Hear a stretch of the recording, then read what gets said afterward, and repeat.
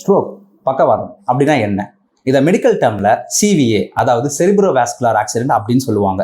அப்படின்னா நம்ம மூளைக்கு போற நரம்புல திடீர்னு ரத்தம் உறைஞ்சாலோ இல்லைன்னா அது வேற எங்கேயாச்சும் லீக் ஆனாலோ நம்ம பிரெயின்ல இருக்க செல்களுக்கு போக வேண்டிய ஆக்சிஜன் கட் ஆகும். ஸோ இதனால அந்த செல்கள் உடனே உயிரிழக்கலாம். இதை தான் நம்ம சிவிஏ இல்லது ஸ்ட்ரோக்கு அப்படின்னு சொல்றோம்.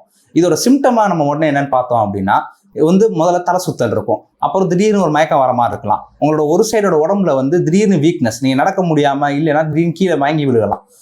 இது போக உங்களோட விஷன் அதாவது பார்வையில குறைபாடு இருக்கலாம். இந்த சிம்டம்ஸ் தான் தெரிஞ்ச ஃபர்ஸ்ட் என்ன பண்ணுவீங்க? நீங்க எமர்ஜென்சியா கண்டிப்பாக ஹாஸ்பிட்டல் போய் 3 மணி நேரத்துக்குள்ள நீங்க கண்டிப்பா ட்ரீட்மெண்ட் எடுத்து ஆகணும்.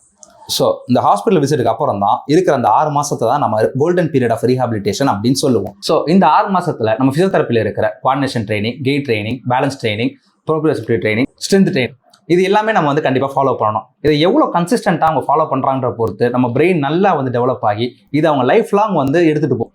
ஸோ இந்த சிம்டம்ஸ் எல்லாமே உங்களுக்கு தெரிஞ்சவங்களுக்கு இருந்தாலும் சரி, இல்லை ஆல்ரெடி இதனால் பாதிக்கப்பட்டவங்க இருந்தாலும் சரி, கண்டிப்பாக ஒரு பிசியோதெரபிட்ட அணுகி நீங்கள் ட்ரீட்மெண்ட்டை இமீடியட்டாக ஸ்டார்ட் பண்ணுங்கள். மேலும் இந்த மாதிரி இன்ஃபர்மேட்டிவான விஷயங்கள் தெரிஞ்சுக்கிறதுக்கு நம்மளோட சன் பிசியோ பேஜை கண்டிப்பாக ஃபாலோ பண்ணுங்கள்.